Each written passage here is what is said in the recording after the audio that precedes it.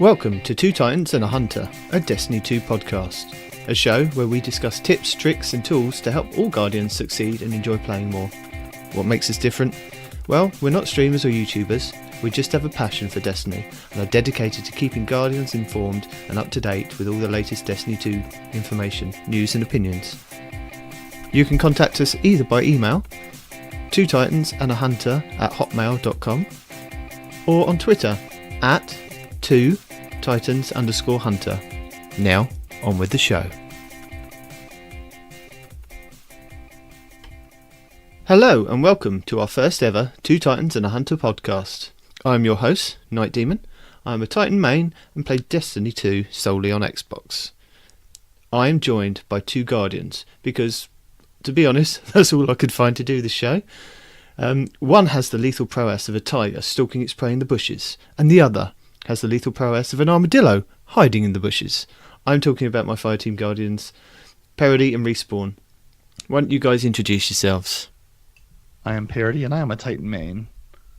My name is No One Respawns in real life, and I am a Hunter main, aka the Master Race. I know you Warlocks might have something to say. Sure, we could have a healthy debate. I like Warlocks as well. But as far as all you Titans out there, how can I put this? No swearing. You're wrong. You're just wrong.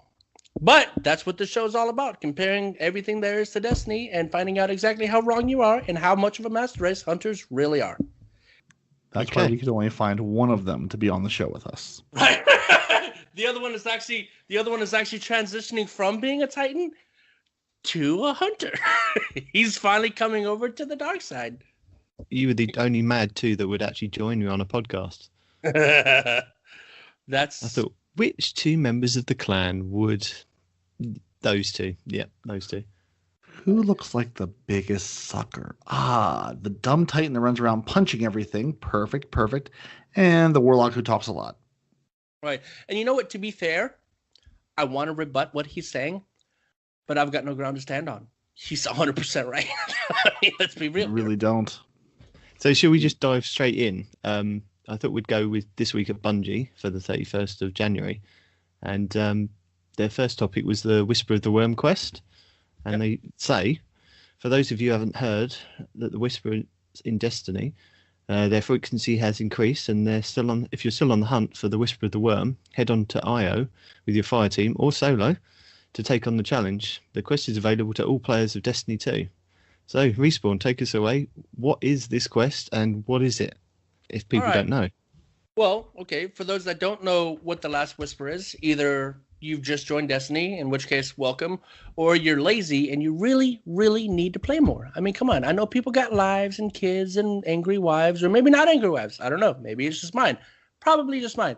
Point is, it's a really, really, really good sniper. And by really good, I mean, if you're ever in a position where the boss is going to stand still for any amount of time, that's the weapon you want. Not only does it do a hell of a lot of damage, but as long as you land 3 critical hits in a row,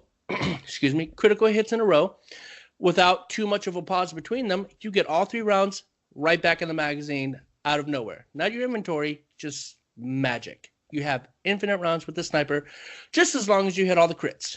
Now, how do you do it? For all those who don't know, it does start on Io and the Lost Oasis. And it used to be you had to wait for a specific quest to start where there would be this taken boss, right? And all these little taken orbs would show up, and then you'd have to run over to the Lost Sector within the Oasis, right? And there would be another boss waiting for you. You kill him, and once you kill him, you can go into the cave. And once you get into the cave, the easiest way to do this is there's a rock right as you come in. You jump on the rock. You turn around 180 degrees, there's going to be a ledge. You jump from the rock to the ledge. And then if you look straight towards another ledge, you can jump from the ledge you're standing on into kind of like an alcove slightly to the right between you and that other ledge. Once you're in there, you just got to shoot a taken orb. There's going to be a hole that pops up in the ground. You dive down in the ground.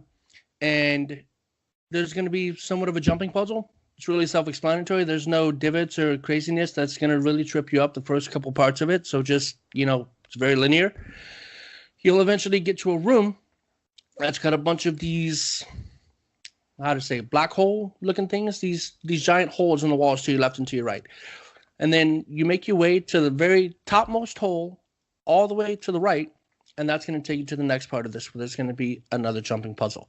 Now, the jumping puzzle is kind of complicated to talk about over the podcast. So what we can do is we can post a link to a page that will show you all the details about how to do this jumping puzzle, which includes a video. After this next jumping puzzle, you're going to go into a room where you have to jump from, X, Y, and Z, and there's going to be lots of ads, right? You kill all the ads, start with the knights, kill the knights first, and then clean up the rest of the ads. After this, you're going to be spawned into a room with 3 bosses. Initially, one spawns, and then once you do enough damage to him, the other 2 will spawn shortly after that. Kill all 3 bosses, and you just get the sniper rifle. No questions asked. However, the caveat is you have to do all of these things within 20 minutes. As long as you can do that, you'll get one of the best sniper rifles in the game. After you've obtained said sniper rifle, you can go back in once you've unlocked hard mode. And hard mode for this same quest gives you the catalyst for this sniper rifle. And the catalyst increases reload rate, and it also greatly increases... What else does it do? I think it does damage as well. It's box breathing that it gives you. Yep, that's right. So the catalyst for this weapon gives you something called box breathing. And what box breathing is when you sight in on a target for a second or two, you're going to get an indicator on your screen that says you can do extra damage. As long as you don't sight out of the scope, you can do extra damage while targeted on whatever target you have. Now, the box breathing only takes effect when you get the critical. You have to hit the critical for the box breathing to even be effective. And on top of that, the other part of the catalyst is it increases your reload speed. But who cares? You never have to reload as long as you always get the crit hits.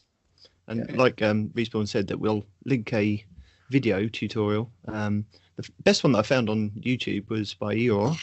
Mm-hmm. I think that's how you say it, Eeyore. He's done a complete guide on how to get the Whisper to start off with, how to do the hard mode, and then go back, and there's also a secret ship that you can get. There's some oracles, which are these glowing balls of light that are hidden in the map.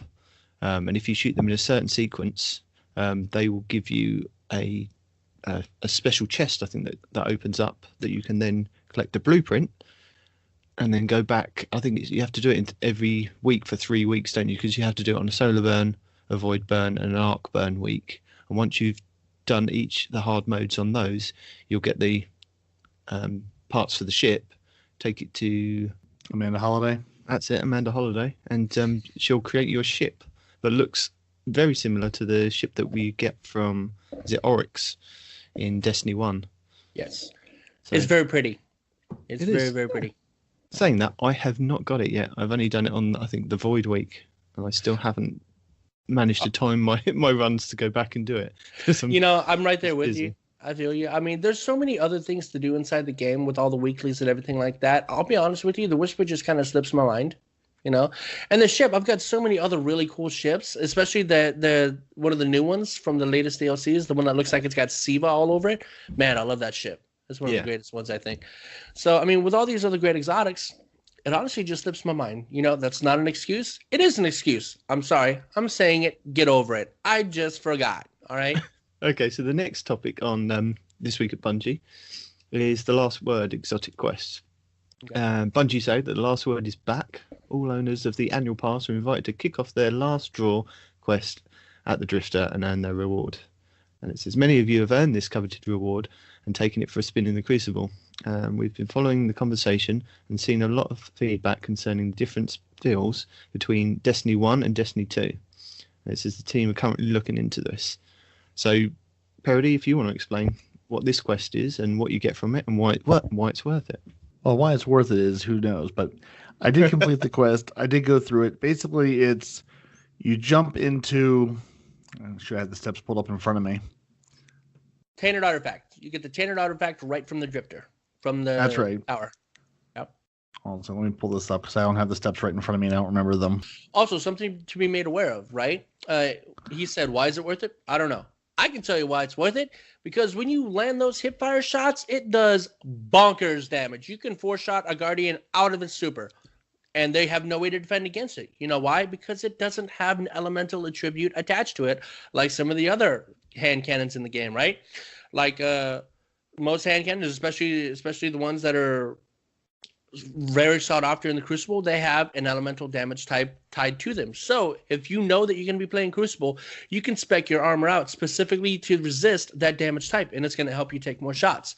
Whereas with the Last Word, there's no damage type. You just do tons of kinetic damage, and it hurts a lot. Kinetic damage always does more, doesn't it? Apparently. It does. Yeah. I want to say it does like an extra 4 or 10%, but there is an extra percentage for kinetic damage. Yeah. And now, as kind of a segue on that, right? Why it's worth it on the Xbox and why it's worth it on the PC. Well, if you have it on the Xbox, honestly, you're better off with the Not Forgotten. It does a hell of a lot more damage. It's got not more damage. It does a lot of damage. It's got a lot of range, and it's pretty reliable when it comes to these kinds of things because it's got that accuracy tied to it as well. Whereas the Last Word, if you have console and you, for some reason, sight in on console with the Last Word, it's going to kick like an angry donkey. There's no getting around it. It's going to kick hard. And when you hip fire it, 4 body shots, you take out the Guardian. There's really no need to sight in, right? If you're at shotgun range or closer, just boom, boom, boom, boom, done. It's game over, right? However, if you're on the PC, now this is where it gets complicated because the PC with the M&K, meaning mouse and keyboard, the stability on the Last Word is phenomenal. It is ridiculous. So you can sight in on the Last Word and your grouping is going to be very, very tight at its max range. And it's crazy. However, if you sight in using the Last Word, you lose the bonuses that come with the fact that the weapon's exotic. Hip firing is what gives you the extra damage and the faster reload.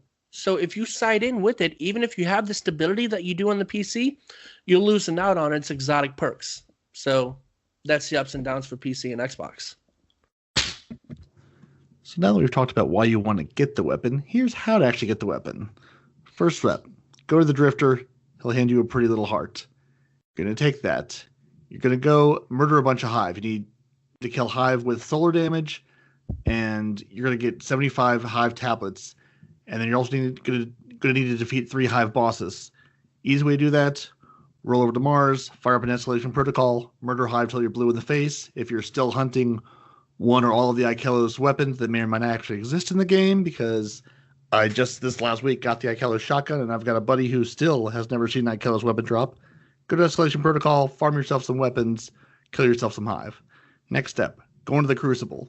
You're going to have to kill players in the Crucible. It's one of those, just like the Thorn Quest from Destiny 1, the more people you kill, the higher your little number gets. The more times you die, the lower your number gets. So if you're a Crucible god, go in there and wreck everybody.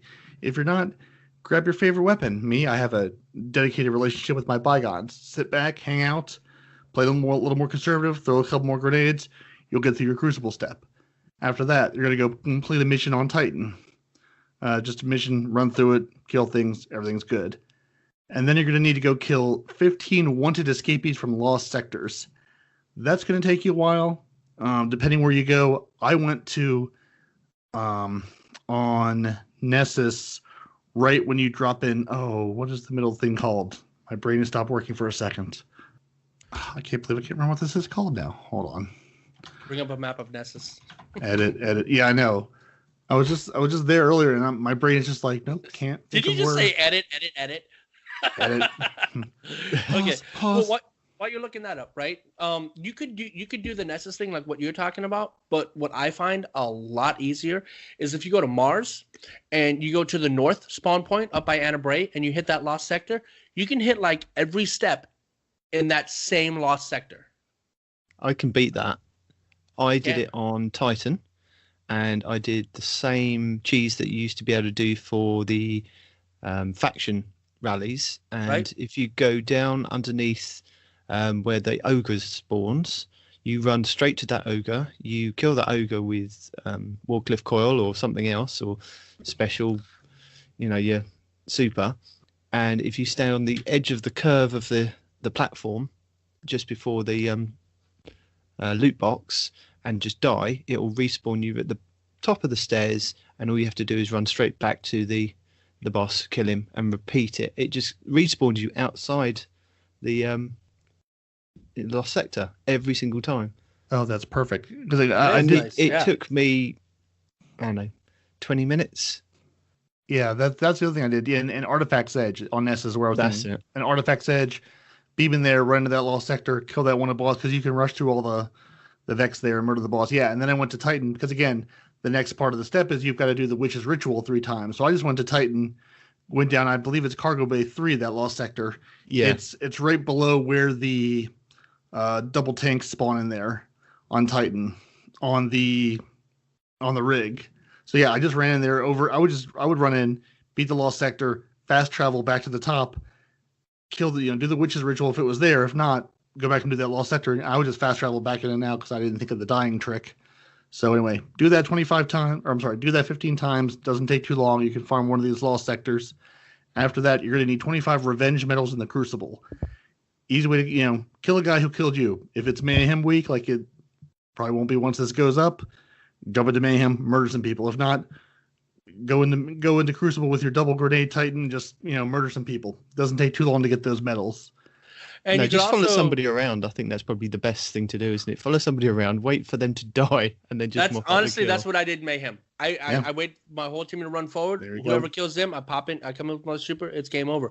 But as to what you're saying right there, it's not only just the revenge medal, it's also if somebody kills your team and you kill them. There's that medal as well. And that's not revenge, it's something, I think, blood for blood, I think. Yeah, blood for blood or revenge. Either one will get you to. Yeah, and that's not one of those. Unlike the first Crucible step, there's no backtrack. You just have to collect those medals. It's not like you have to collect those medals in a streak or anything. So you finish out that Crucible, then you're going to go murder Hive, 50 Hive with precision kills, and then you do your 3 Witches ritual. And you can these last 4 steps with the Crucible, the Lost Sectors, the Hive ritual, and then the 50 Hive precision kills. Again, you can go to that same Lost Sector on Titan, shoot all your Hive in the head, reload it, do it over and over again. Finish that up. You're going to go play the Conversation mission on the Tangled Shore. It's basically you're going to murder a couple of Hive. Then you're basically going to have a quick draw with this Hive guy at the end. There's going to be a plate you stand on. Once the plate finishes loading up, it's going to give you a last word. You're going to grab that last word and basically shoot the guy before he shoots you. You'll do that once, and then the second time there will be 2 of them. On the third plate there will be 3 of them, and they draw on you in the order that they spawn in. And don't, like I did with your Titan and your Fist of Havoc, run into that area. You're like, I'm going to clean out all these because there were a couple of nights that spawn and a bunch of Hive. You're like, I'm going to run in with my Fist of Havoc. I'm going to clean these guys out. It's going to be amazing. When the guy you're shooting at the end, when he spawns in, if he spawns in while your Fist of Havoc is still active, that Fist of Havoc Aftershock will knock him out of the way, possibly behind his friend, making it very hard to shoot him. So be careful with your Fist of Havoc going in there. Don't do what I did. I don't think anybody else would do what you did. I really don't understand what you were doing. Oh, there will be someone. There will be another Titan. I doubt it. Someone else out there will run in there with their Fist of Havoc. They're like, I'm going to punch everything, and everyone's going to be dead. So once you finish that part... Actually, to be fair, he is a Titan. So, I mean... We're Titan. We're special people. Right. Anyway, once you quick draw, the quick draw really isn't too hard. In with this. And the ads aren't too... There aren't too many ads. It's not that long a mission. The hardest thing is just the quick draw thing. If you have terrible timing, do it till you get your timing down. It honestly took me about a dozen tries because I am terrible at timing. Just couldn't quite get my second kill down quite quick enough. But once you finish that, go back to the tower, go see the Drifter. He'll hand you the last word, and you can be cool like everybody else. FYI, for everybody out here listening, if you need help with your last word quest, reach out to Parody, because with his great timing, he'll be the guy that you get the revenge for after he dies in the Crucible. Absolutely. Yeah. That's what I'm here for. I'm bright, I'm pink, I'm in the Crucible. You can't miss me. And you play on Xbox, don't you, Perry? Oh, yes. So I know where to look for you. On Xbox, PEROTY. Come and murder me in the Crucible. It's funny. It's funny because like there's the players out there like me who's tactical by nature, right? So I got the dark camouflagey type colors. I got the black stripes or the gray digital camo for like the armor. So I'm trying not to stick out. And here you got this bright flamingo, not even flamingo, this bright neon pink Titan just barging out of nowhere like, haha, here I am.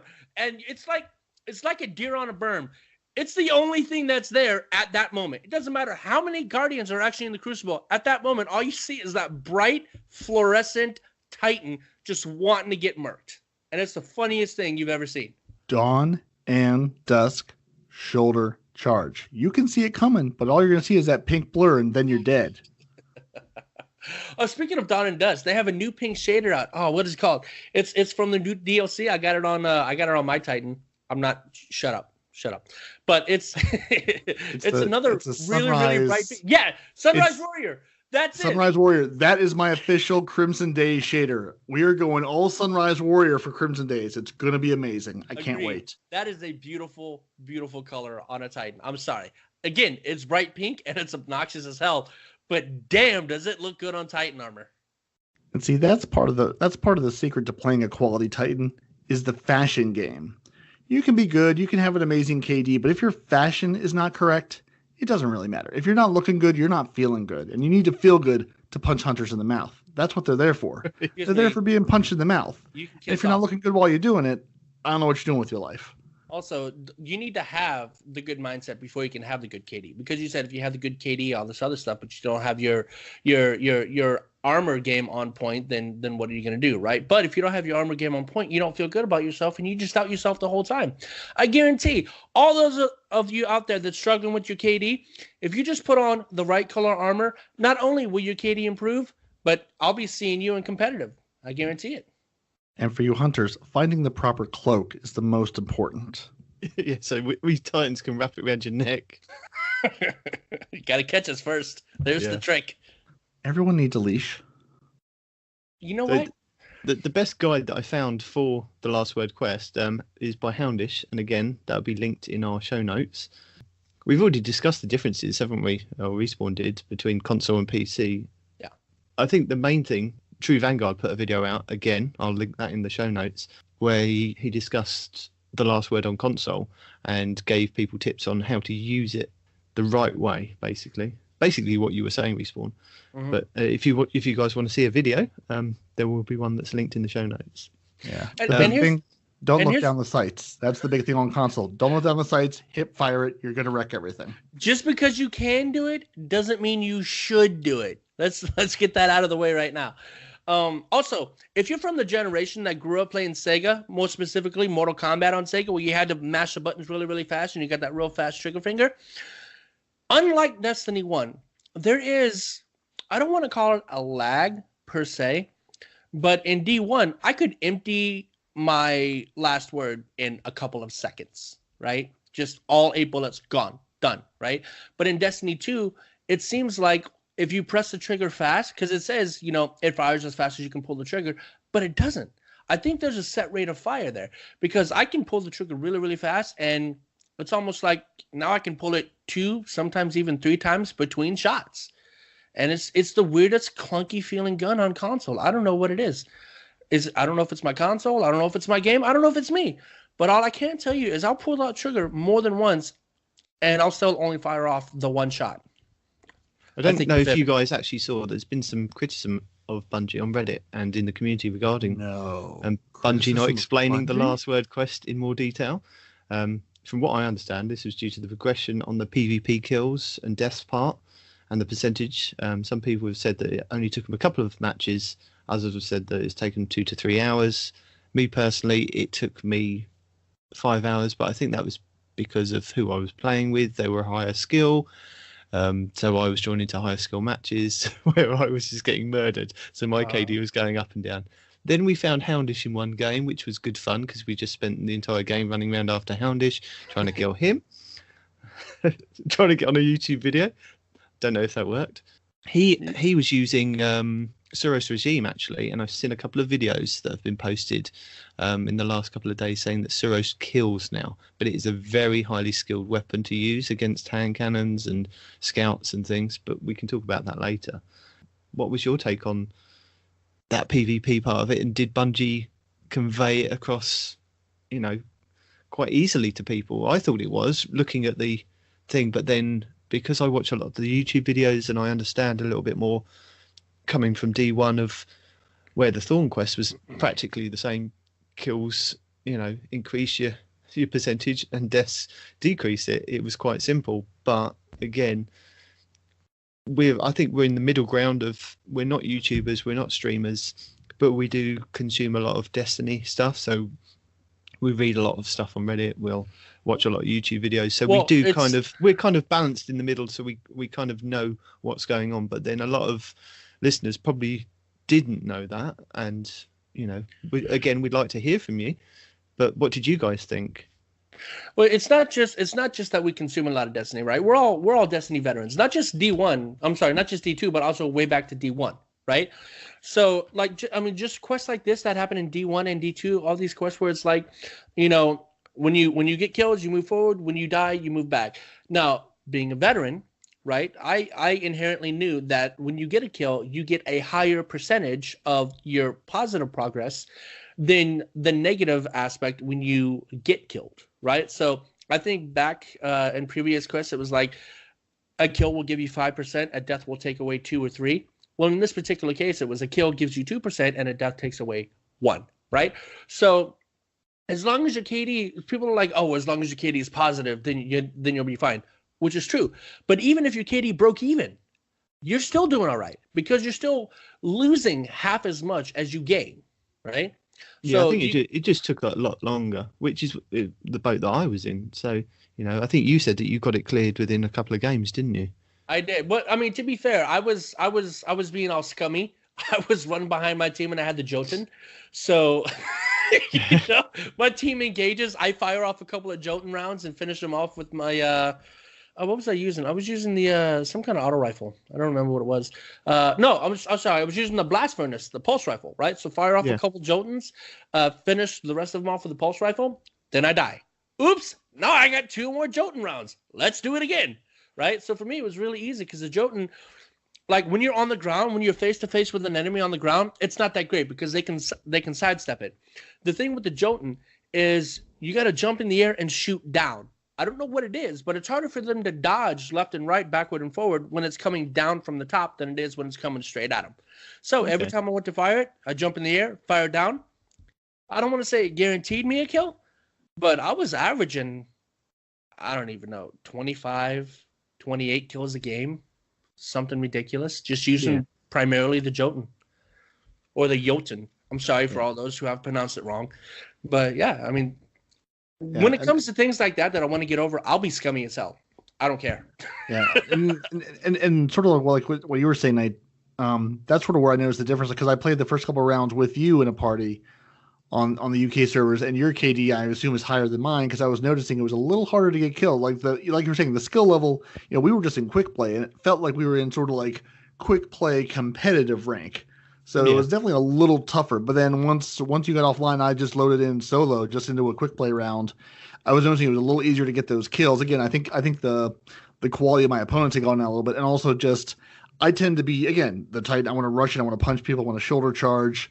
I just sat back with the bygones and the ringing nail and just sort of would clean up kills or would team shot people and just sort of sat back and said, I'm gonna play conservative. I'm gonna load up my Titan with my double arc grenades. I'm going to chuck those things. I'm going to throw pulse grenades everywhere, sort of fish, get people out of quarters, get them out in the open, and then try to clean up those kills. So I played much more conservative on the first part, and I would probably get, I don't know, between 5 and 10% a game.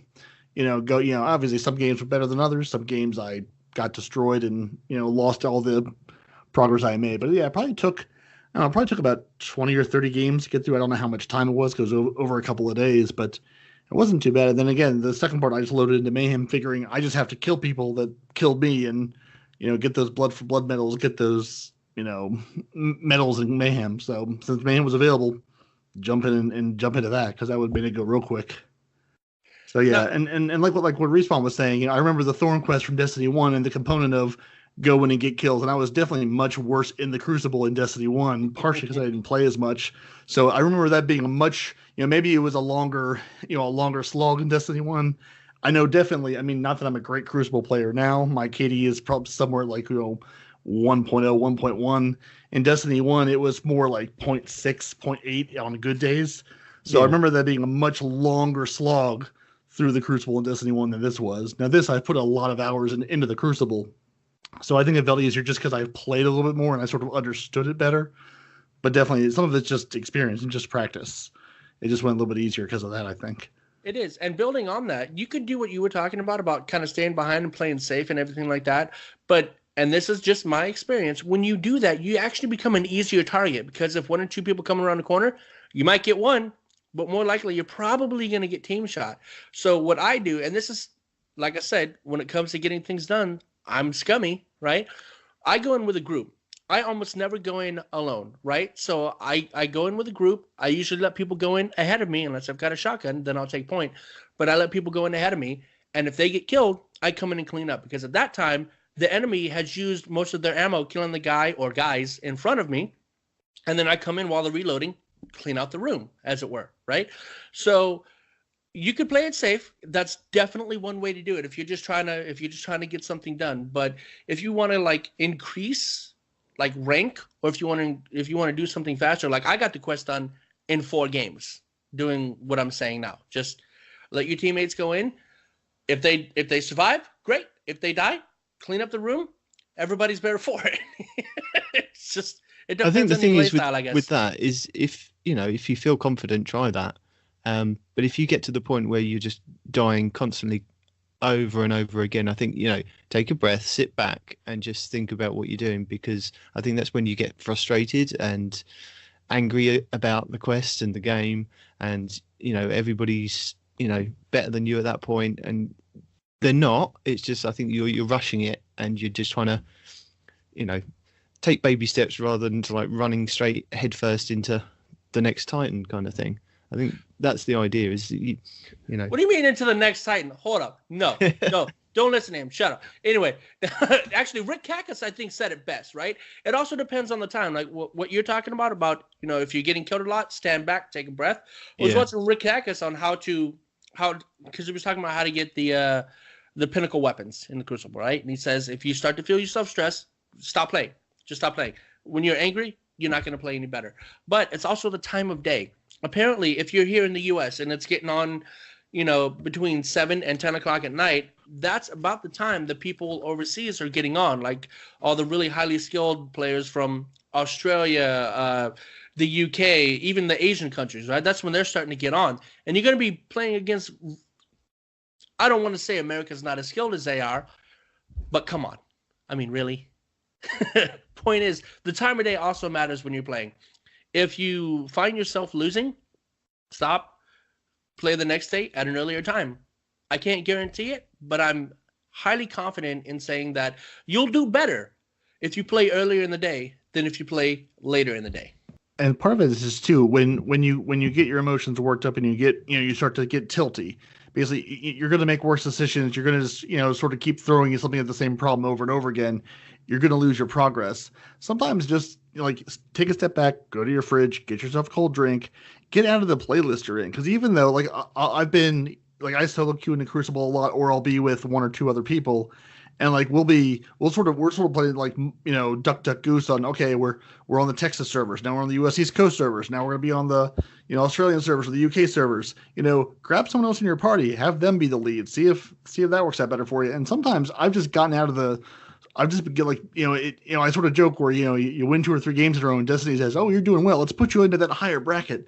Sometimes just, bring your fire team out, go visit the tower, go run a strike, go do something else, then load back into Crucible. It seems, I mean, maybe it's just my dumb luck. It's sort of been my experience that you sort of leave that activity and come back to it.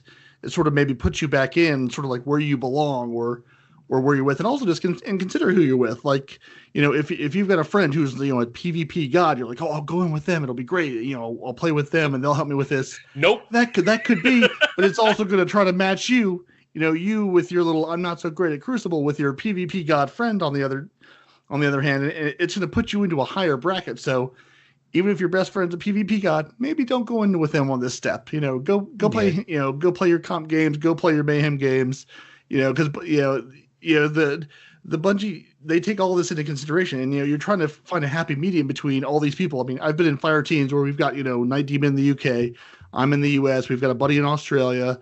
It's like, okay, we're on 3 continents playing on God knows how many servers, and it's trying to figure this out. It's like sometimes you just look at Destiny and go, Destiny, you tried hard.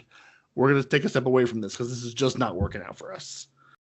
One of the things that I've heard in the community in the last week or so is the get good kind of, or get good scrub kind of thing, comment from other content creators regarding the raids and now the last word.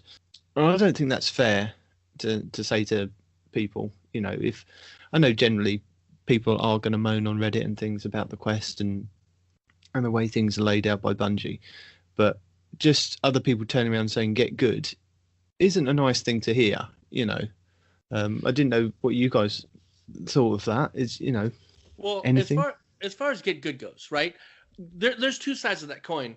When it comes to get good, especially when you're trying to get a pinnacle weapon or an exotic, okay, yes, you've earned it. It gives you that sense of accomplishment. Hey, I climbed these ranks. I bled, I sweat, I cry, all that, and I got to the top. I got this weapon. And when you see other people with that weapon, you know that they did it, right? It's not just a random drop that you get in the world. You had to do a lot to get it, assuming you're not just godly, born with these godly PvP abilities or whatever, right? So you know that they've had to earn it. It wasn't just given to them via a random drop or something like that. So in that aspect, I guess you could say I'm on board with the get good, right? But I'm more on the other side of the coin, right? I hate having to be forced to play PvP. Now, I don't consider myself a bad player even in the slightest, right? I would say that I'm good. I'm not pro, but I'm definitely good, right? But having to be forced to play something that I don't really like per se, that upsets me, Yeah. So, I mean, again, it is a pinnacle weapon of sorts, and you have to play it in the game mode that it's designed to play in, and you have to do, so good in this game mode to earn that quote-unquote pinnacle weapon. And I get that, and I think Bungie did right. But again, I'm one of those guys that are just like, I'm pissed. I don't want to have to play PvP to get this gun. I want the gun without playing the PvP. And it sucks, And so, I mean, as far as to get good, like you said, I think it's necessary because you having it is a status symbol. That's just how it is. When I run around with my raid gear, with the raid colors, and I get the shader from all the curated weapons. You know how you only get those shaders from curated weapons? Well, I've got so many, I'm starting to get doubles. So I dismantle it. I got the armor shaders, and I color my weapons in armor. And people see that. People message me. They're like, oh, man, cool. How did you get that or whatever? And I let them know, hey, you got to play the raid, or, hey, you got to get one of these weapons from the forge or the raid, and you dismantle it and get the shader. People know, at that point, hey, this guy had to do something to get this. And it's kind of a good feeling too, So it is unfortunate that the get good aspect is a thing, but you kind of need it. Otherwise, they're worthless. Like, how many times have you gotten a risk runner and you're like, oh, good, another risk runner. The first time you get it, you're like, yeah, I got it. But I think the point I'm trying to make is that you go to watch a YouTube video on how to get an item, or you'll listen to a podcast about somebody saying, this is it, and I got it within like 2 or 3 hours, and I've heard people moaning about it. So get good scrub. That's not what you want to hear. You want to go to that place and you want to hear them say, yeah, they got it, but it's worth it if you grind it. It may take you a couple of hours. You don't want that attitude from somebody saying get good scrub. That's true. I think that's what my point is. You want to go, you want to listen to that content creator, and you want encouragement from them. You don't want them to say, get good. You want positivity. Like, I know that's one thing. I mean, like Grenadier Jake, he focused on keeping his streams real positive, and and a lot of other folks do that too. I just call him out because I know he's one who really focuses on, hey, we're keeping this positive. For one, it's a game. Yeah. We're all here to play games. We all play games for different reasons. The whole get good thing, it's like a part of it is, if you care, then practice. I know a couple of people have put out some videos. I think Kimmy Cakes and some others have been like, hey, if you want to, get good at Crucible, I mean, one, just practice, learn the meta, watch what people are doing, watch what they're doing to have success. It's like, if you don't care, don't worry about it. And the thing with these pinnacle weapons, like I remember when the Redrix Claymore, that was the pinnacle weapon. Everyone was grinding for that. Right. And then what does Destiny do the next season? Say, hey, we're basically going to give you the same weapon. We're going to call it a broadsword instead. I mean, the Redrix Claymore, I did not get anywhere close to getting. I knew it was just not going to happen. But the broadsword, I was able to grind out. Like I said, I'm not a great player, but I could sit here and just, it's playing a lot of Crucible. and having some success, having a lot of failure. I mean, it's just playing a lot. And if you play that much Crucible, if you play that much anything, if you play 1,000 strikes, if you play 1,000 hours of Crucible, if you do 1,000 raids, you're gonna get good at the thing you're enjoying. And if it's not a grind you're enjoying, don't worry about it, because that weapon is not going to be the weapon forever. Right now the meta game is this or that or the other. It's this gun or that gun, or this is the best gun of the week. It's going to change. Bungie puts a patch in, another gun comes out. People's tastes change. That gun, that pinnacle weapon that everyone's grinding for today, 2 weeks from now, no one could be using it at all because it's just no longer good. So I mean, these are all just trinkets we're all chasing. And sometimes it's worth it, and sometimes it's just not. And if it's sort of like, if you're frustrated at the get good, I mean, you can either practice and get better, because that's all people have done, is just the people who are good, they played a lot of the game. Yeah. And if you can't, you can't sit and play 10 or 20 hours of the game a week, let alone 10 or 20 hours, 10 hours every single day, like these, professional streamers and folks are, play the game that you enjoy. Like, at the end of the day, what's the point of grinding for a weapon if you've hated every step? It's like, okay, I've got this weapon. It's going to be great. Because guess what? The next thing comes out, there's going to be another weapon. There's going to be another grind. You've got to go play your Gambit matches now. You've got to go play your strikes now. You've got to go do whatever. There's always going to be something to chase. And if you don't, if you consider yourself, I'm not going to get these weapons. People can say, oh, get good. That's how you get them. It's like, well, yeah, I mean, there's truth to that, but it's get good because they've gotten good. They've played and practiced and played it over and over and over and over, or they've gotten, friends to grind with it. That is why it's worth it, And coming from, I guess, a hunter mentality, right? So like you're saying, yes, people want to be encouraged. People want to be this and that and the other. But I'm in the other school, right? When somebody tells me to get good, the hunter in me is all like, oh, you want me to get good? Watch this, right? And I go in, and not only do I get the same thing that they have, but I'm trying to take down everyone in my path on the way to get it, So, I mean, it's also those kinds of people that it's their encouragement. They're like, get good. All right, I'm going to show you what I can do. And then I'm going to take you down a peg. You know what I'm saying? It's the real competitive people. They're the ones that get good. That hits home to them. Now, like you said, some people want to be encouraged, but other people want to be taunted. I guess. Would that be a taunt? I think that would be a taunt, right? Be taunted, get good, scrub. Yeah. Get on my motivated. Get on my level, And it's like, all right, I'll see you next week. So, I mean, there's also that aspect. You have to. His audience is more the professional gamers, I guess, for Rick Cackus as an example, because he's one of the people that kind of he encourages people. But he'll also tell you, in this particular case, you just got to get good. There's no way around it. He didn't say it in like a challenging kind of way, but the statement was made, So people like that, whenever they say that to me, that's my motivation. I'm going to get good. I'm going to show you that I can be just as good as you, homie. You're not better than me because you're a streamer or because, you've been playing the game longer than I have or whatever the case may be, fill in the blank. I'm going to show you that I can do the same thing you can. And I'm totally just going to take your word for it that people are saying this at all, because I can't say I ever dip foot into the Reddit or the Bungie forums or anything else. I pretty much live by the YouTube motto of don't read the comments. So there's loads of salt out there and there's loads of people out there. I play a game to hang out with my friends and have fun. Like, people get salty and people get pissy about games. It's a game. Move on with life. But even between it's crappy. It'll be, the people who are pissed off will just be pissed off about something new the next week. But even between you and Night Demon over here, right? Within our own clan, you guys were having this war between you two. Like he said, he made a comment, it's not get good, but it was basically get good, right? Hey, my score's higher than yours. And you're like, oh yeah, well, I can do that too. And then you showed your score was higher than his. And then he came back with a higher score. And then you came back with that. So it was that friendly competition that started from something akin to get good. Like get on my level kind of thing. And that's what I'm saying. It depends on who you're talking to, right? He didn't encourage you. He said, ha, my score is higher than yours. And you're like, ha, no, it ain't. I mean, it was fun. It was fun watching you guys do it. It's entertaining just watching you two go at each other like a bunch of titans.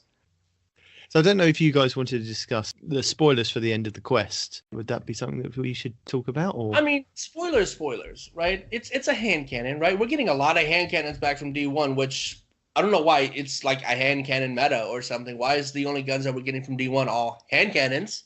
Well, no, I right? think it's because they want to bring they want to see if they can bring the D1 meta that was around for a very long time back into D2 to see what that would bring to the mix, I suppose. Well, I But mean, yeah, with the spoilers, I'm talking kind of the lore spoilers.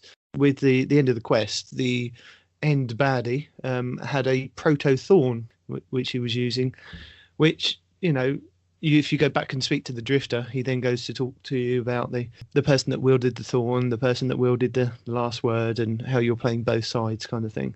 yeah. But Well, I mean, as a guardian, are you really playing both sides? You're playing your side. yeah, As a guardian, you're playing what's best for you. We don't pick a side. We pick the side of light, right? We're not trying to conquer planets. We're not trying to invade people. We're just trying to protect our way of life. And if protecting our way of life is, like you said, playing both sides, even though you're not, there was a gun, you wanted the gun, right? Now, I know lore-wise, they're like you said, lore-wise, it's different. But as a guardian, we are hard-coded, and this is actually in the lore. Guardians are hard-coded to go out and get loot. Guardians will scour the universe to find bigger, better weapons. It's hard-coded when we get resurrected as a guardian. That's just what we do. And this was just a means to an end. You know what I mean? That's all this was. And as far as spoilers go, hell yeah, I want spoilers, dude. Hell yeah. Anybody that has done, or actually in this case hasn't done the Last Word quest by now, for whatever reason, don't have time, whatever. At the end of it, I mean, part of it is you get the helmet with the weird looking bullet. And anybody that's played Destiny 1 knows that bullet comes from a weapon called the Thorn. Now, the Thorn has mixed feelings in D1 because it was phenomenal in the Crucible when it first came out. You could two-shot a Guardian. Right? Yeah, but why could you two-tap a Guardian? I'm getting to it. You could two-tap them because it wasn't so much the impact of the weapon that did it, but it had like a poison effect. It had a damage over time effect. So not only could you do hella damage to a Guardian with that shot, but it would also poison him. And when you're poisoned, your shield does not regen. You're out of the fight. Unless you're a warlock and you have a rift or something, right? You're out of the fight because you're getting that tick damage. And that second shot just straight up kills people. The second shot can be a body shot if I remember correctly, right? One headshot, one body shot, they're dead. Right? Yeah, and I think on trials it was you two-tap, throw a grenade, firebolt grenade, and that's it. You've killed two people. Yeah, you? exactly. At that point, you've effectively wiped out more than half the team. But that was the pre-nerf, right? Yeah. Because it was such a good gun and nobody was using anything but that gun, they nerfed it. And they nerfed it badly. Because I remember I didn't get the gun till after the nerf. And I was like, yeah, I finally got the Thorn. And everyone's like, oh, it was nerfed like, months ago or whatever. I'm like, it doesn't matter. I got it. Right? And then, oh my God, was it nerfed? I could get like 3 headshots and they would still be alive. Eventually the poison would kill them. But I'd have to tap 3 headshots to kill him. With the poison damage on top of that, as opposed to one headshot, one body shot would do it pre-nerf. So I guess the question is, which one are they bringing to Destiny 2? Pre-nerf or post-nerf? It depends, doesn't it? Of there. I mean, it's definitely going to be coming in the season of the Drifter. So yeah, I think they're going to look at where the other hand cannons are, and because again, they're trying to make the exotics special because there was that time for a while where it's like, oh, I got an exotic. It's like, well, yeah, but I'm still going back to my trusty bygones or my trusty better devils or whatever. So, for it to compete, with all the other exotics and to live up to being an exotic weapon, it's got to have something. I mean, maybe it's a damage over time thing. Maybe it's you're going to get that poison damage and that's going to be, maybe it'll still take 3 or 4 shots to kill someone, but you'll get that damage over time. And maybe they'll, sort of that bleed out effect, you'll get more of that, and that'll be its perk. I'm curious to see where they sort of land on the spectrum with that. Or it could be just something else entirely, because for the Last Word, it's not the same Last Word we got in D1. Yeah, that makes me wonder, is it going to be the same Thorn? Are we looking at pre and post Thorn, or are we looking at a completely different Thorn? Because for a while, they were even saying that we're not even going to get the Thorn. We're going to get something called the Rose. And the Thorn is a step down from the Rose. You see what I'm saying? Like the Rose is top tier, and then you got the Thorn under there. You know what I'm saying? Yeah. So people for a long time were saying it could be the Rose, couldn't it? It could be, and that's why they could get away with making a different style kind of gun. Yeah, different gun with. I mean, that's the thing too is they're going to put it. I would hope are going to learn from their mistakes. They're going to say, hey, we put this gun into the game before, and here's what happened. So, we're going to put this gun into the game again. We're going to learn from our mistakes and say, we're going to make it powerful, but not powerful to the point where everyone's using it. And the other question is, when does Trials come back? Because obviously, there's the comp meta and there's a competitive, but Trials is the pinnacle of that. That's where, that's where the streamers are making their money and people are getting carries and begging for carries. That's where it's really going to be if Trials comes back, with that Season of the Drifter and the Rose and the Thorn, whatever the gun comes back in whatever form it takes, how is that going to fit into that world? Because is it going to be, hey, you play competitive, this is the only gun you use, or is it going to be a little more balanced, or perfect in those certain situations, but maybe not your go-to weapon? I'll be really curious to see what they do with it and how they roll it out, and what exactly it is when we get it. Well, if you look at the lore, right? If you look at the lore, and then you look at a lot of people's different interpretations of the lore of the Rose, right? So you know how the Thorn hit them, did damage over time, right? Well, the Rose, I'm going to have to see if I can't find a link because I need to really look up on this. But in my brain, I want to say that when the Rose hits, you get a damage over time like the Thorn. It's not going to be as strong as the pre-nerf Thorn. But just like the bow we got from the Forge, it's also going to have an AoE effect. And it's going to be solar-based, right? So it's going to be a solar-based poison AoE effect hand cannon. That's going to be nutty. Yeah, and this is I haven't had a chance yet to watch, but I assume this is a good point to throw in there. Bife's 90-minute long Thorn epic that he made that we'll put a link to in the show notes. But I haven't had a chance to watch yet. It's been open in a tab all week, but I don't know if you guys have had a chance to watch it. I'm assuming that's where you're getting some of this from, and I assume he covers some or all of this there. Yeah, he literally put out, it's the last word in Thorn, the complete story. It's an hour and 25 minutes and 3 seconds that he has been working on for a while. So, like I said, I've got it here in the tab. It's ready. I need to sit down and get my popcorn out and watch this. He's a good compliment to Mylan Games, because I found Bife before I found Mylan Games, and we'll link both of them in the show notes. It's nice also getting the competing Australian and British accents in your lore. But they both put out really interesting stories and really interesting take. He also did a recent, I think it was Bife who did the recent three video take on sort of the history of the Drifter and where he comes from and sort of his backstory. Yeah, which was interesting. Oh my God. Leading into our season of the Drifter. Whoo, the Drifter. He's a bad man. Not like evil. I don't think he's evil, but he's seen some stuff. That dude. Whoo. So like when we get the last word and he's sitting there calling us a punk. Initially, I was like, who you calling a punk? And then, like, I had a flashback to all the stuff he's seen and done. I'm like, you know what? I'm good. I'm okay, man. I don't know what you got in your bag of tricks. I'm going to leave you be. You know what I mean? I didn't know if everybody else knew about this because I'd completely forgotten about this. But back in September, Bungie had launched a brand new reward program called Bungie Rewards. And it was built into the game and it linked to your account and the Bungie store. And they gave you more ways to celebrate and commemorate and show off in-game accomplishments. And they say that the program's going to continue in 2019. And when you first completed, I think it was the campaign initially, if you'd signed up for these Bungie rewards, you could go onto the Bungie store website and you could download the Forsaken, I think it was, soundtrack for free. And then they started bringing out other things. And it wasn't until I was kind of researching about the last word for the podcast that I came across the link for the Bungie store. And if you've completed the last word quest, you can now go onto the Bungie rewards and you can get a last word long sleeve t-shirt, which looks really cool, and a last word replica hand cannon. And as long as you've completed it between January and March and you sign up and you redeem your code, you'll be able to purchase those from the Bungie store. We'll have a link in the show notes for that.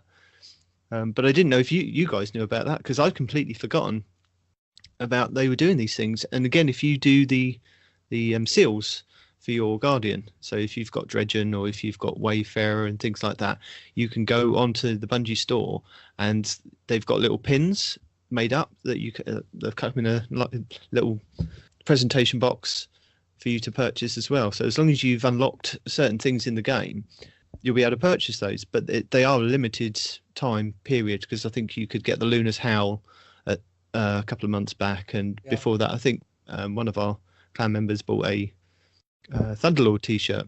If you unlock Thunderlord via the quest, you could buy a t-shirt. So again, yes, they're doing that for the last word. I remembered a link because I guess I've got emails from them about it, because that's otherwise I completely that's how I learned I could get the soundtrack. So I went and downloaded the soundtrack for free. I was like, oh, this is amazing. And then they had the Ace of Spades replica, the Ace of Spades shirt, the Luna's Howl, which I don't have and will never have. They've got the example of the Last Wish raid jacket up there. If you were one of the world's first for that, getting through that in 24 hours. But I think this is a really cool idea. Like none of these have jumped out at me. I mean, the Last Word shirt is really nice. I just don't wear long sleeve t-shirts, but I love this idea. I love being able to go, partially as just, hey, Bungie has to make money off the game. I pay my $60 for the game. I pay my, my annual pass. I'm not going to sit here and buy silver in the game to buy in-game trinkets from Tess Everest, but I love the fact that, I can go buy shirts. I could go, if I really cared that much, go buy replicas of things. I love the fact that they're doing this both just as rewards that are tied in-game. You go work and you earn that Curse Breaker seal, that Chronicle seal, and you're like, I'm going to get one of those beautiful gold seal pins. I'm going to grab that. I love that it's something they're doing where you can commemorate your accomplishment in the game in real life, and also as a revenue stream that's not, buy this loot box. So I love it from both of those aspects. But I have to remember it exists too, so I'm glad they email periodically about it. Yeah. There's that. And it's a really cool thing that they do. Don't get me wrong. There are people out there that collect these kinds of things, like a lot of people. Even Mylan Games, if you look behind him, he's got some replicas behind him of like the Titan Hammer and everything like that, right? If you look I don't know if you've watched him, but if you look behind him, he's got a shelf and he's got all kinds of Destiny memorabilia and whatnot. It's pretty cool if you collect that kind of thing. And it's really awesome that Bungie does that. Now, what I think is funny is, have you seen like the stuff that we're not allowed to buy because like we weren't the world's first or whatever, right? Like the jacket, I think is what, $99 million or 999,000. It's some hugely arbitrary cost. Right. That's because you didn't get the code.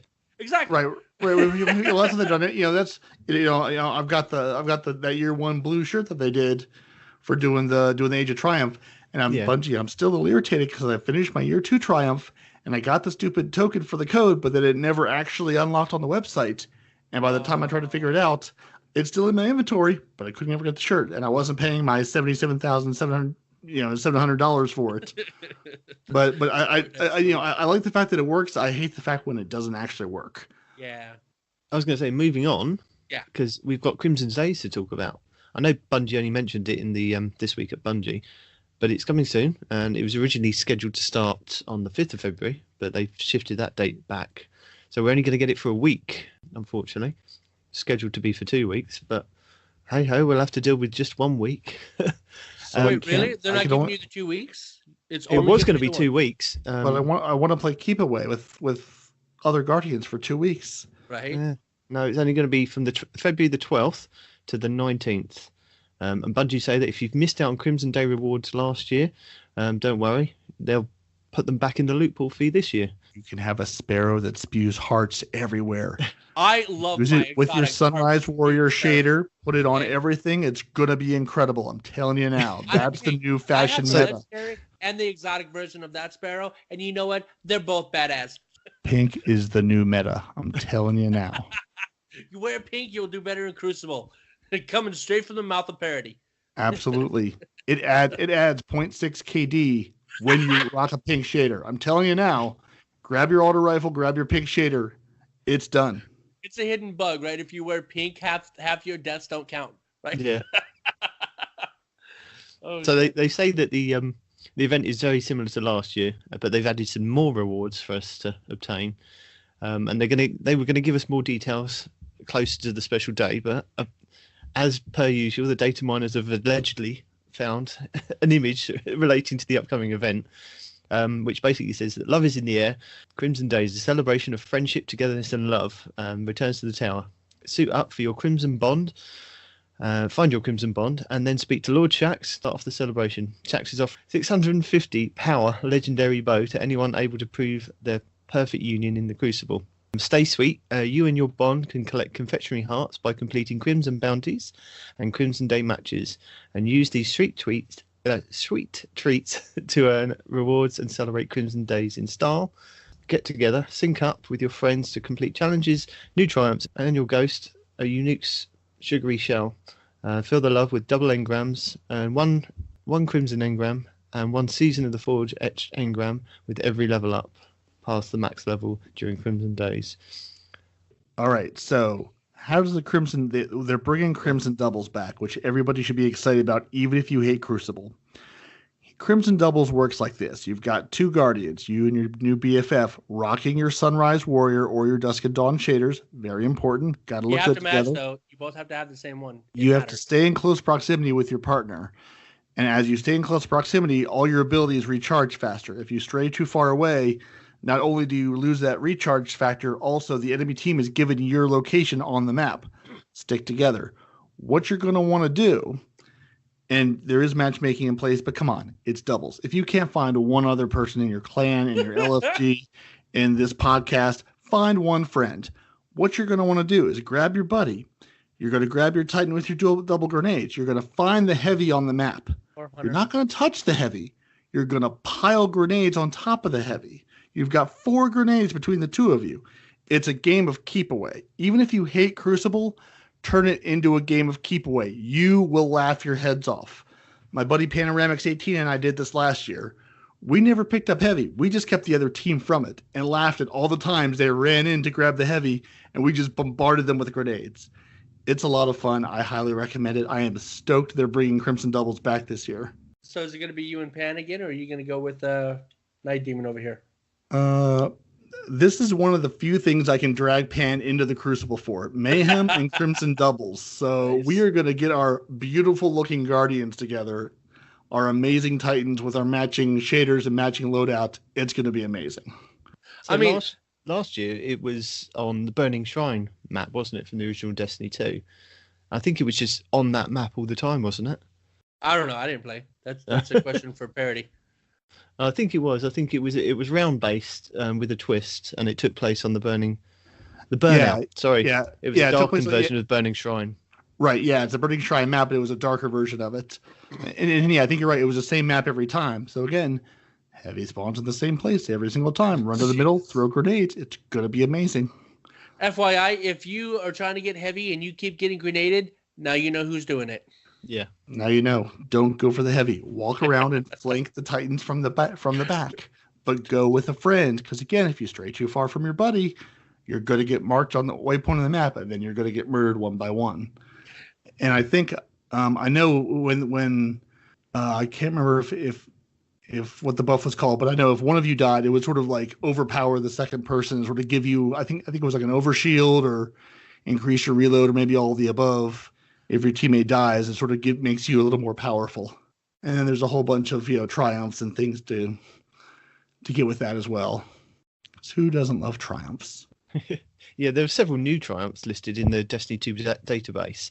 So you've got Labour of Love, which is complete a Crimson Days triumph, and you've got to complete 9 of those. I'm With You, complete Crimson Day matches, and you've got to complete 22 of those. Home Wrecker. As a fire team, defeat Guardians while they're affected by the Reunited buff. May be completed only within the Crimson Days playlist, and you've got to kill 77 opponents. Heartless. As a fire team, defeat Guardians while they seek vengeance for their fallen. Again, has to be completed in the Crimson Day playlist, 77 of those. You've got Looking for Love, which is just complete 11 bounties for Crimson Days. In your amazing shaders. Yeah. Love Conquers All. You just got to get 11 wins. You just got to get. Divide and Conquer. As a fire team, defeat Guardians separated from their partners. Again, it has to be completed in the Crimson Days playlist. That may be hard if everybody's sticking together. Again, 77 of those. Love Avenged. Earn a Blood for Blood medal by avenging your fallen ally. Again, got to complete in the Crimson Days playlist, but you've only got to get 2 of those medals. Which, if you've done your last word, you should be an expert at this point. For real, right? Jeez. 2 to Tango, which is complete a Nightfall in a fire team of 2. And then the last one is Heart's Desire. You've got to collect Crimson Day rewards offered by Shaxx during 2019. And I've got a list of them here. There's the Tirashella Ghost Shell, the Undeterred Exotic Sparrow, the Vow, which is the legendary bow, the Diesel Punk exotic ornament for the Wardcliff Coil, and the Flaunting Dance. And then there's 3 other bounties which are classified at the moment. Again, we'll have the link in the show notes for those. So for the Heart's Desired bounty, you may have already earned the items from last year's 5 rewards, which could be earned by completing following objectives. So last year, again, we had very similar things, didn't we? You had to complete milestones, so you had to complete Welcome to Crimson Days by finishing 5 Crimson Day matches. And if you visited Lord Shaxx in the tower, he would give you the Tirashella Ghost Shell. Complete matches in Crimson Days Crucible playlist for a chance to earn the Undeterred Exotic Sparrow. If you completed the Leviathan raid or the raid layers, you got the Diesel Punk exotic ornament from the last chest. And if you completed a Nightfall Strike, you got the Flaunting Dance. So you may have already got some of those from last year. Again, they're back in the loot pool. And then we've got all of last year's loot pool returning this year. So you've got your Go About Your Business ornament for the Sweet Business. You've got the Propulsive Heart Shell, the True Converse Shell, the Radiant Sunflake Shell, the Crimson Valor Shader, which is Parody's favourite, Crimson Passion Shader, another one of Parody's favourites. Both excellent pink shaders. You've got the Garland Shell, the Entwined Heart Shell, the Amour Leader Shell, Electric Heart Shell, the Heartbreak Sparrow, the Battle Heart Sparrow, the Last Love Sparrow, First Love Sparrow, the Amour Dance, the Vengeful Dance. You've got the Heart Sign Emote, the Undefeated Sparrow, which is exotic, Carine Nebula ornament for the Graviton Lance, and the Prism ornament for the Prometheus Lens. So those are all back in the loot pool.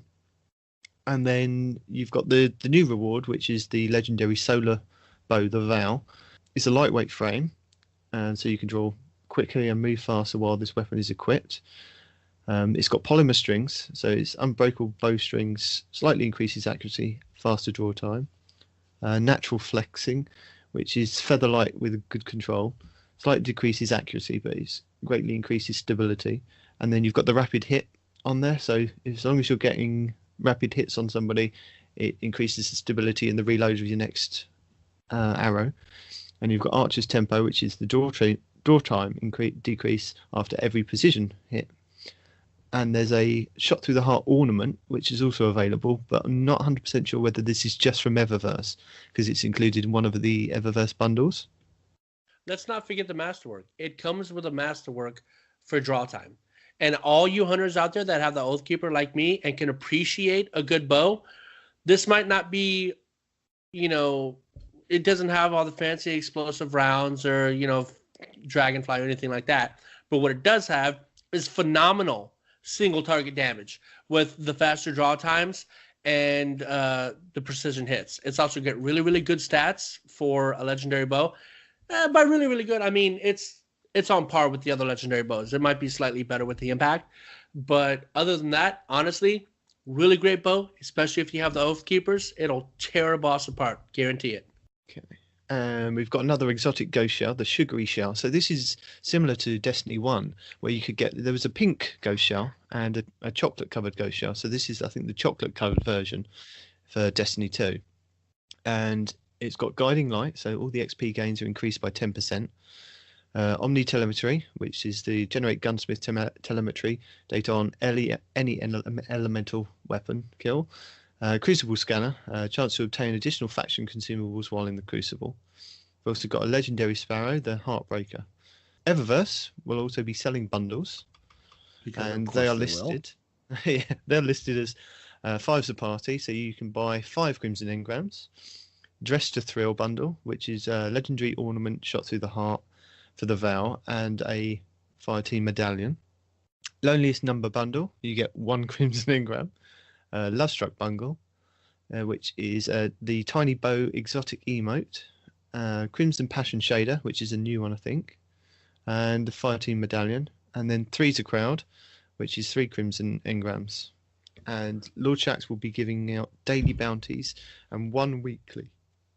So, So all you you hunters out there, you can have your new fancy bow and your tiny exotic bow emote yeah. just to make sure you've confessed your proper love for the bow. And also grab your delightful heart sign emote because nothing is better once you've played keep away from the enemy team than just send them hearts and love. Because it's all about good feelings here in Destiny 2 land.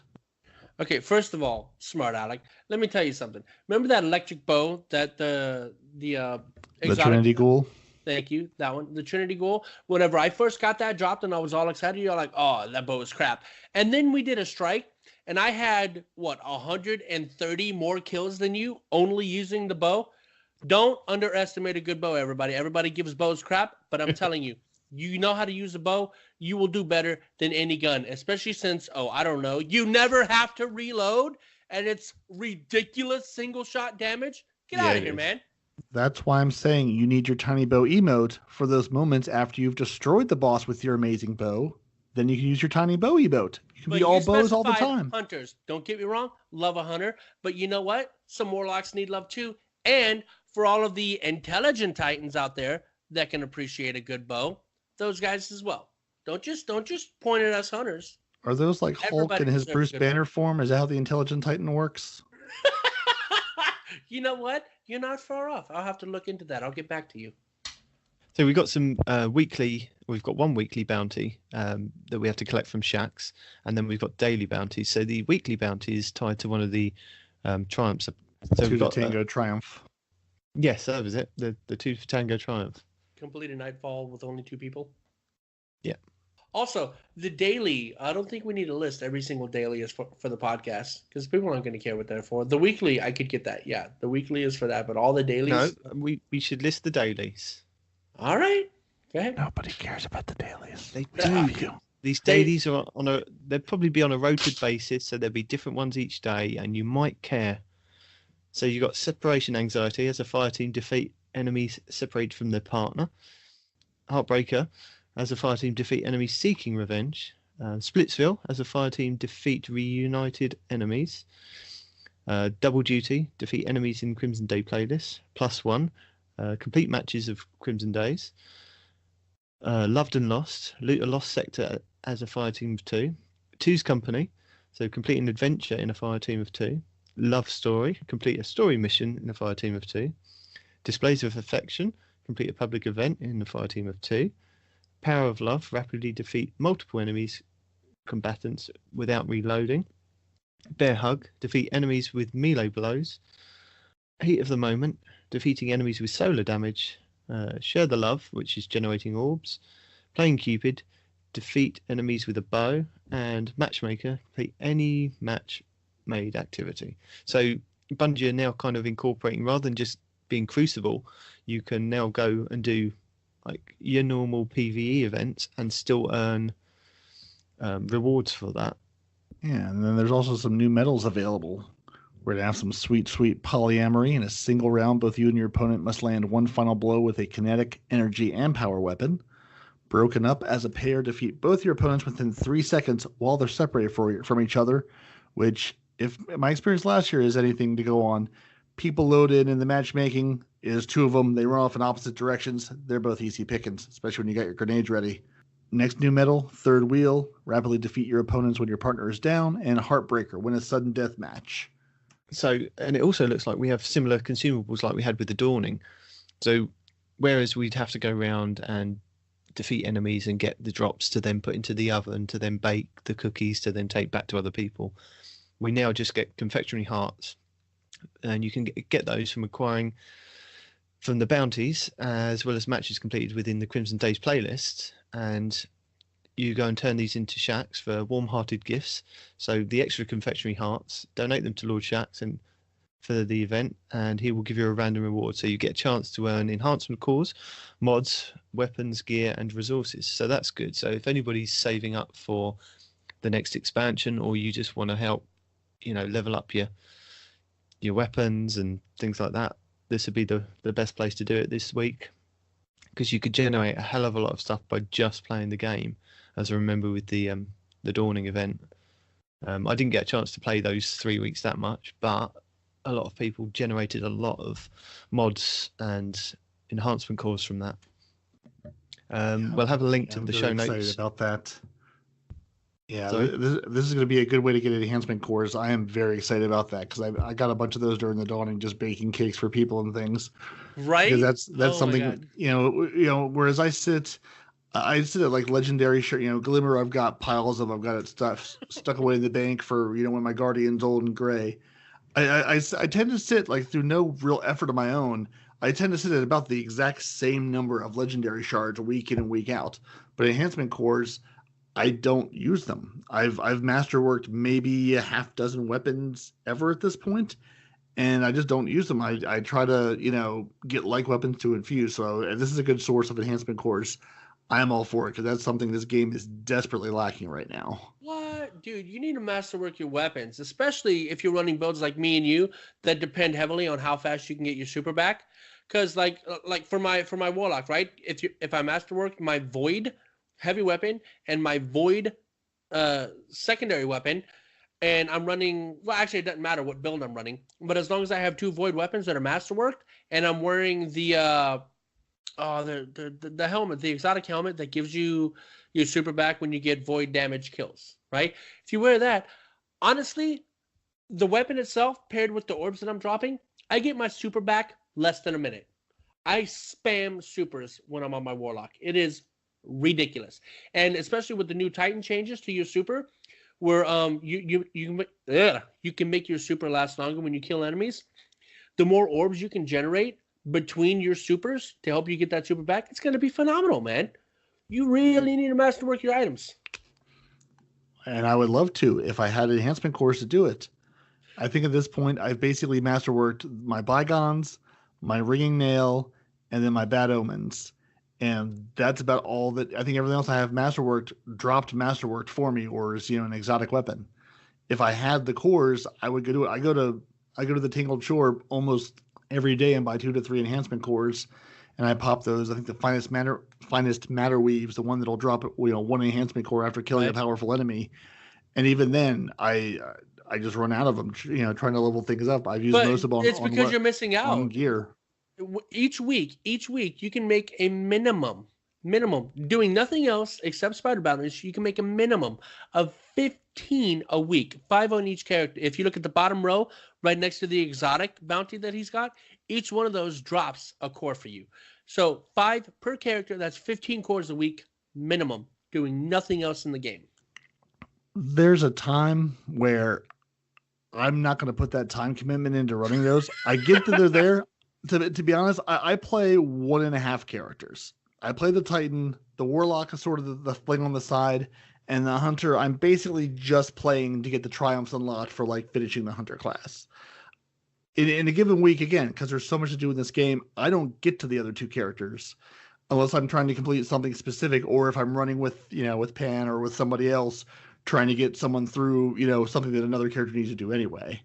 So yeah, it's like there's a way to get them, but even then, that's a big time commitment to go, especially hunting down the wanted enemies that spawn randomly for 1 core. It's like that is not worth the time commitment. Okay, at the very least, you can get a guaranteed 3 per character because 3 of them are in lost sectors. I can go buy 3 of them from Spider and get them just as quick. But yeah, I get what you're saying. There is a way to do it, but just my enjoyment of the game versus the reward from the game, that's not worth the time commitment to be to sit here and go do those every time. Also, as someone that's been playing with you for years, I had no idea that you even had a Warlock and a Hunter. No clue. I've never seen you use anything but a Titan. That's what I'm saying. And in Destiny 1, I basically didn't have any other characters. I made like a Warlock right at the end, and then a Hunter like the day before the game basically became Destiny 2. Wow. Yeah, I have 3 characters, but you would never notice. When I say Titan main, I am a true Titan main. The other characters exist, but they're really just there for fun. It really is there so I can throw Nova bombs and mayhem. That's why the Warlock exists. I'm telling you, you're missing out on a whole ridiculousness of stuff you can do with a Hunter. Not just orb generating all of the things for yourself and your buddies, right? Near infinite supers. You know what I mean? Right. But well, see, to give you an idea, time wasted on Destiny, I have played 674 hours as a Titan, 269 hours as a Warlock, and 64 hours as a Hunter. You're done. You're absolutely done. So, Play more Hunter. There are 2 other characters. They don't really exist, though. Play more Hunter. Titans are bad for your health, man. Take it from me, right? I'm only on here to do the weeklies, and that's it, right? Play more Hunter. They're fun. They do more boss damage than any other class, especially with the new buffs. I mean, come on, right? Yeah, we'll have to get into those. Yeah. But for anybody that does care, we'll have links to the show notes for the Crimson Day rewards. I found a good video by Houndish for last year's. He did a good breakdown. So if anybody wants to see what they actually look like, and this year's info by Mesa Sean. And then if you wanted to look at the stuff on the database, light.gg has got all the info if you're into looking at the actual info. So I'll put those links in the show notes. So moving on, we've got sandbox updates. Update 2.1.4. I don't know if you guys actually want to go into this in depth because we're not exactly, Crucible scientists. But I'm not going to go in depth, but I am going to talk about my Hunter class. You better go on then. Believe it. You talk to us about Hunter. All right, so check it out. Going back to what I was just talking about, nice little segue. By the way, me. Haha. Anyway, so Hunters. Oh my God, the buffs are bonkers. Let's start with the Golden Gun, for example, just showing how much better than we are than Titans. If there's Titans out there listening, well, I'm sorry you're a Titan main. Just that's all there is to it. Anyway, moving on. So the Golden Gun, an extra 40% damage to bosses. 40%. We were already doing the most damage. Now we're doing the most damage again. That's all there is to it. And that's not just the Celestial Nighthawk. That's also for the 6-shooter, which also comes into play, right? Because now with the 6-shooter, you get another buff. Not only do you get a damage buff, but you get another buff. Every time you kill an enemy, you get another round for your Golden Gun within the allotted timer up to 12 shots. I'm sorry, what? Is there any other reason to play any other class? Come on now. And getting into slight details, right? The Golden Gun 6-shooter got another damage buff on top of the 40% because each one of their base bullets damage go from 275 to 300 per shot. So the 6-shooter got 2 damage buffs and a lot bigger magazine. Do Titans have that? You know what? I don't think so. I don't think that you do. And you know why you don't? Because you're not Hunters. And what are Hunters? The master race, everybody. Hunters are the master race of Destiny. There's nothing that's good. Hunters are fodder for the Titan with the armamentarium and auto rifles. Keep talking smack. So, in addition to that, you got the line 'em up perk, right? Everybody knows what the line 'em up perk is. Basically, whenever you get precision damage, it doubles the damage per stack on the buff. So that's been buffed a little bit. I don't have the details, but just know you do more damage. That's all that matters. Practice makes perfect. Now you get 5 stacks instead of 3. And the super modifier, the speed at which your super recharges, has now increased to 20%. So between using your Celestials, you get it back even faster. My God, is there no end to this? Guess what? Nope, because now we got the Blade Barrage.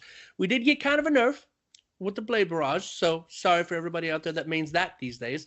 The knife attack, the one that was one-shotting, everything, has been drastically reduced from 150 per blade to 35 per blade. However, if your enemy is silly enough to stay in that location, the explosion damage has gone from 150 per blade to 250 per blade. Big downside?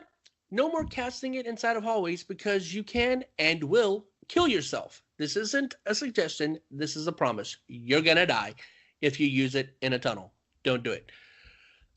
And that's basically about it. I mean, the Night Stalker has some minor buffs, like you can fire the arrow a little bit quicker. The Mobius quiver, there's a slight increase to the damage, and now the damage is actually applied on hit instead of stackable.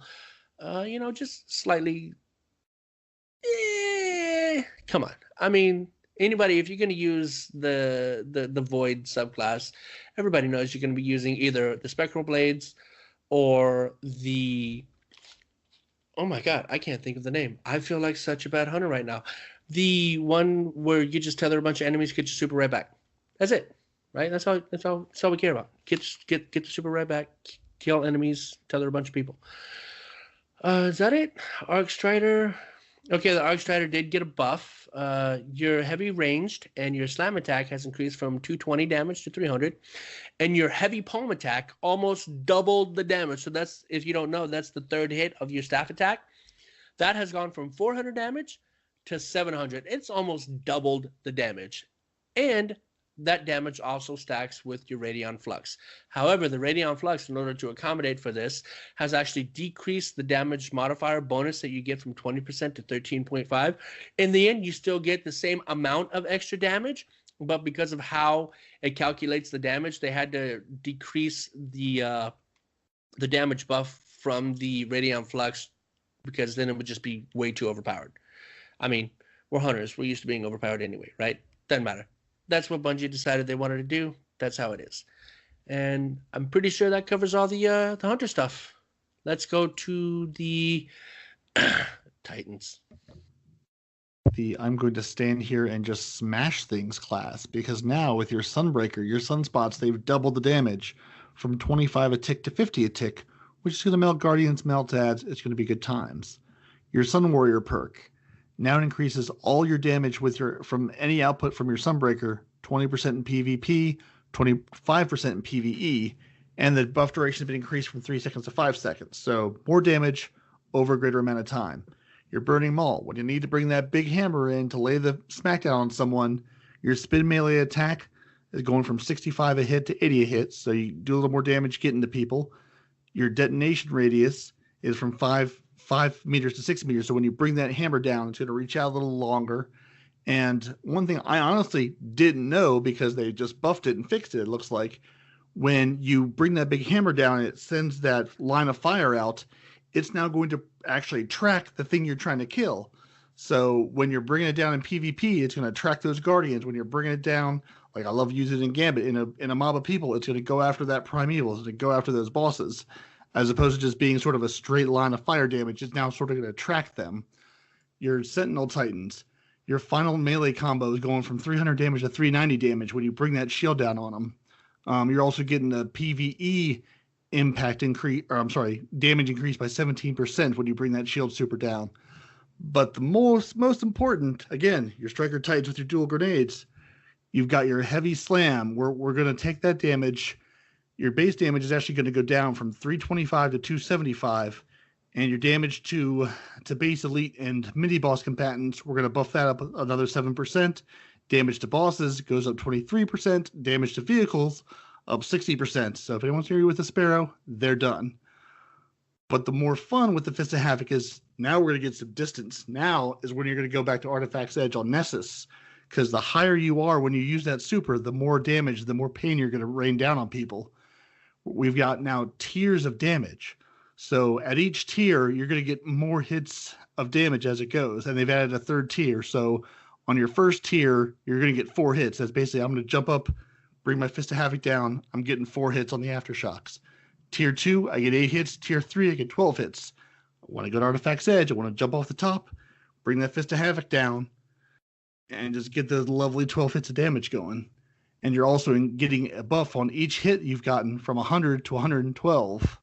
So you're going to do more damage in a greater range the higher you jump and the higher you're able to launch your supers from. So I can't wait to see the videos of people jumping off ridiculous heights or being dropped from servitors, bringing Fist of Havocs down all over the place.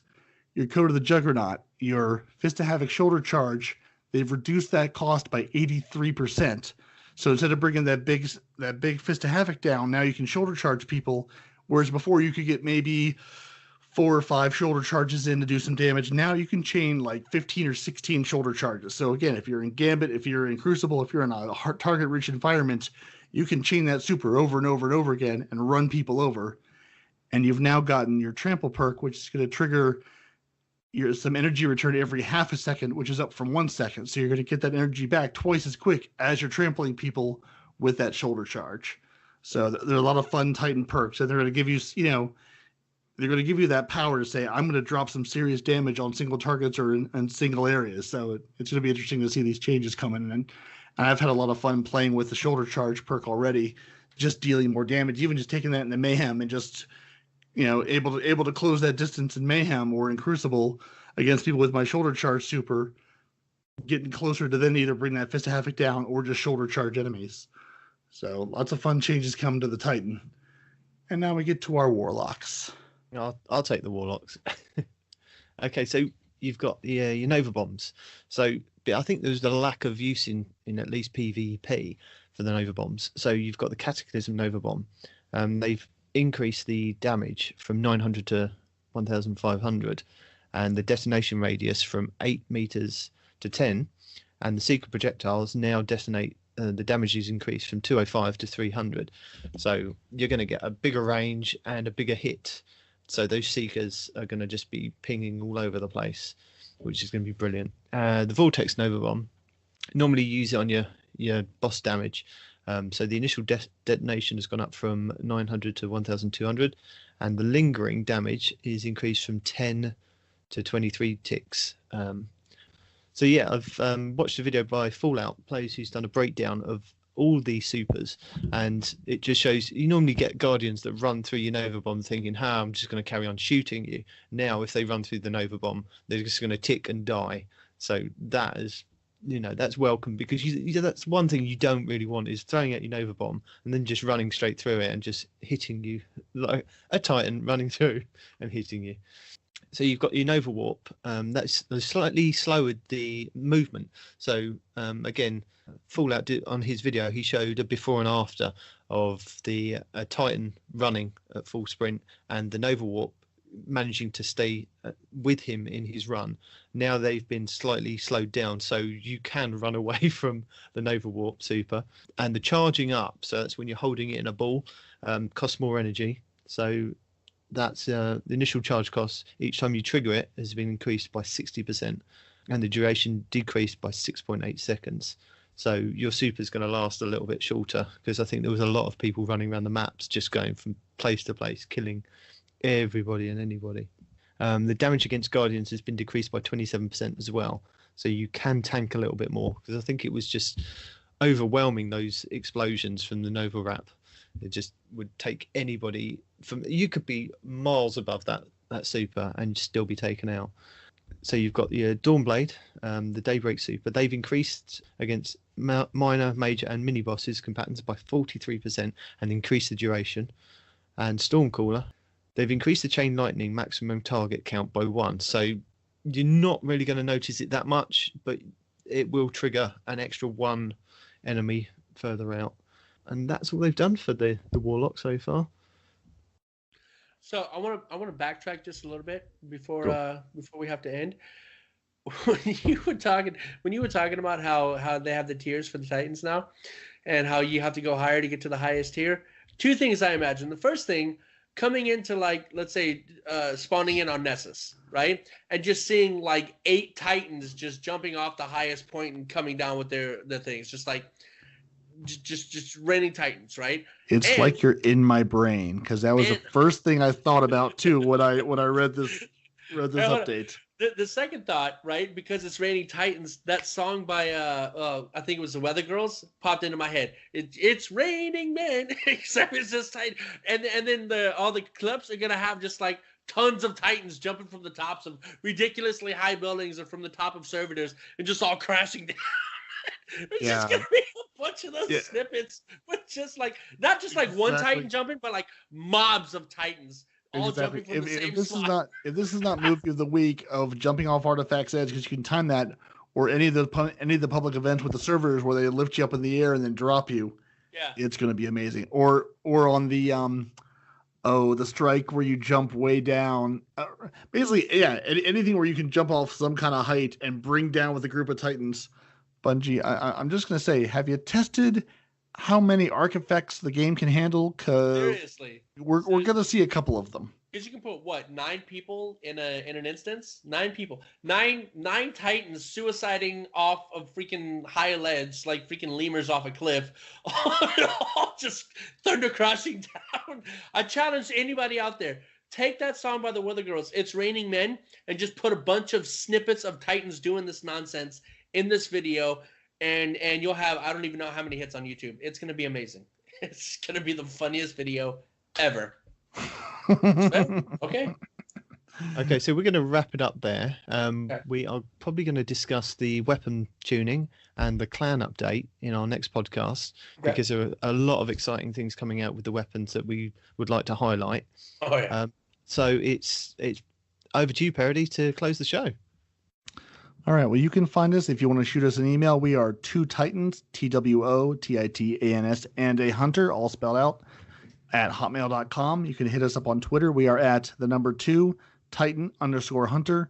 You can find me, Parody, is PEROTY. I'm on Xbox Live and Twitter, same handle. That's me. Hit me up sometime. We'll go kill things.